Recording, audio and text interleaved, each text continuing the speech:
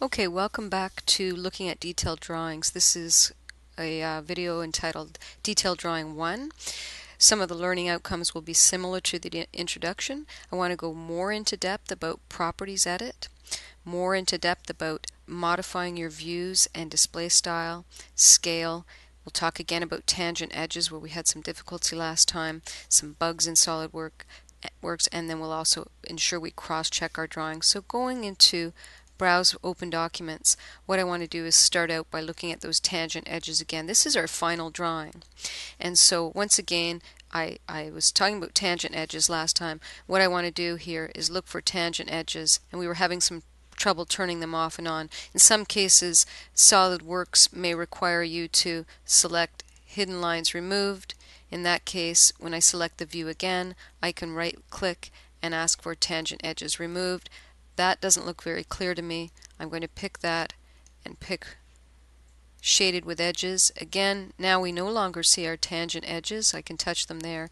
And again, if I want to bring those back, I can ask for Tangent Edges Visible. I'm going to talk about creating the views we require.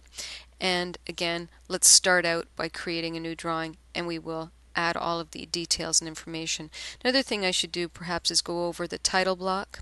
We knew inside of our model we had to edit the properties, and once we edited certain field of properties, we can put in the description, which is the description of our lab engineering graphics, the title of the drawing, Housing Base 2, the drawing number, our initials, and the date.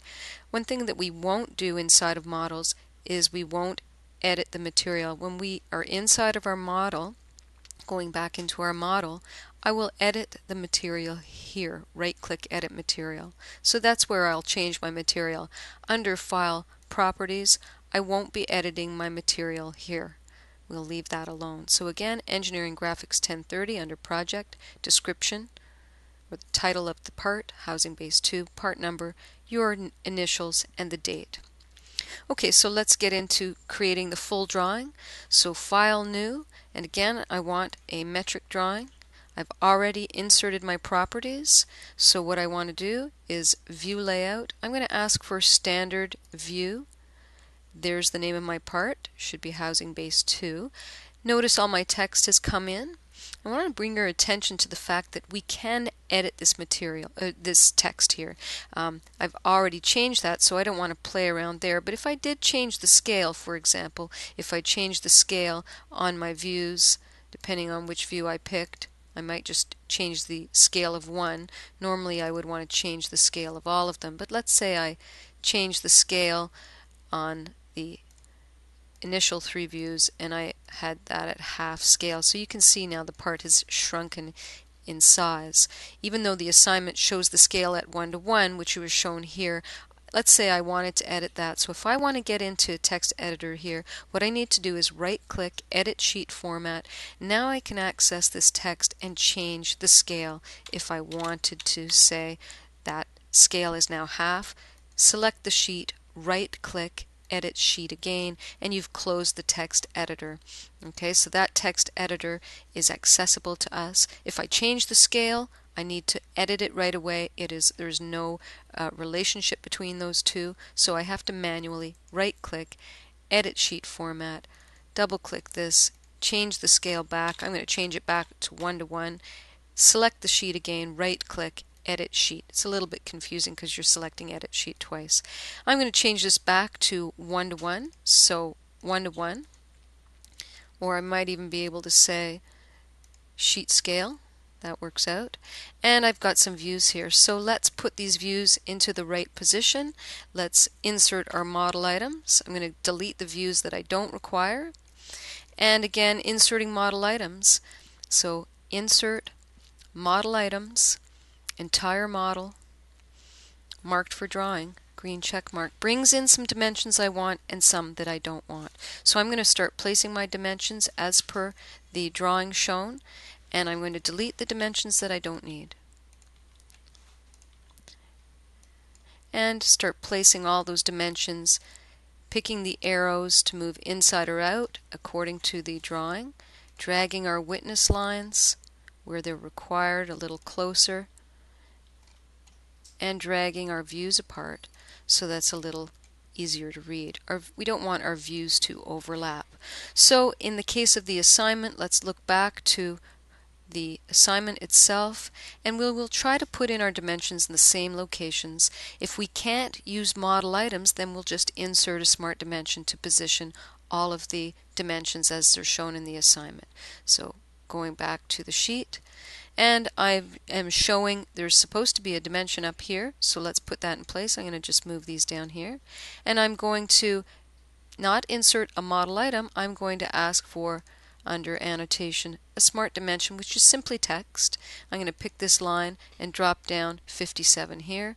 Pick these two edges and drop down. This is supposed to be 1.5, so remember, because my settings right now are set up without decimal places, I need to change certain dimensions so they show my number of decimal places.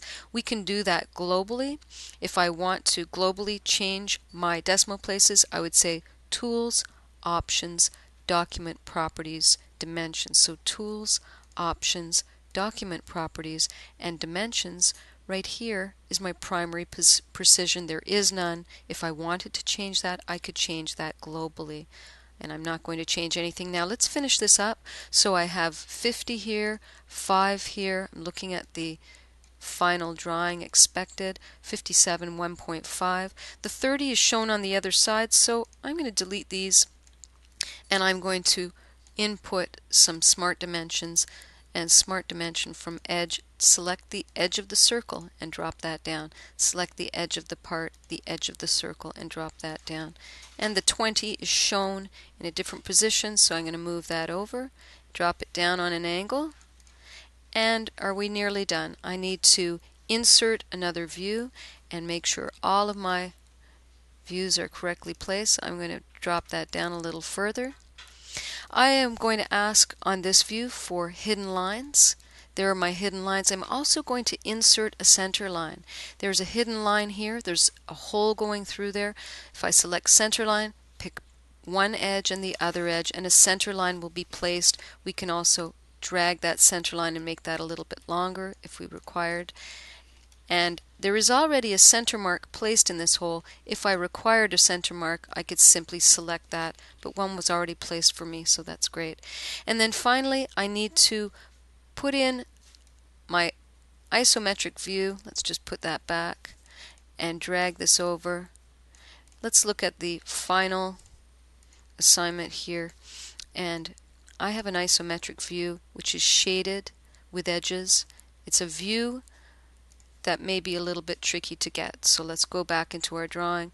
What I want to do is create a projected view. So I'm going to pick a part, or pick a view I should say, ask for projected view, and I'm going to start moving this around. And I'm watching for a particular view of that isometric with the hole showing on the front, and I don't seem to be getting it there. When you're not sure about this, what you need to do is project another view. Let's pick that one and then ask again for a projected view until we get the view that we're looking for.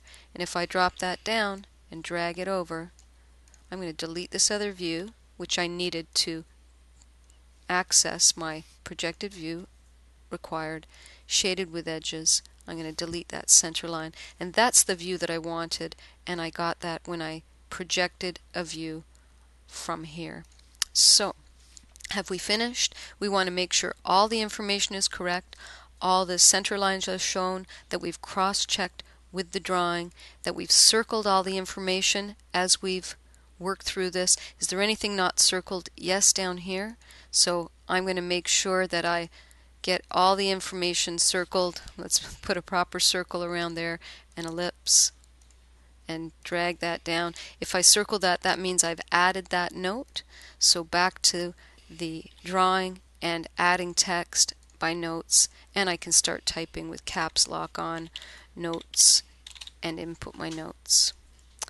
And thanks very much for watching.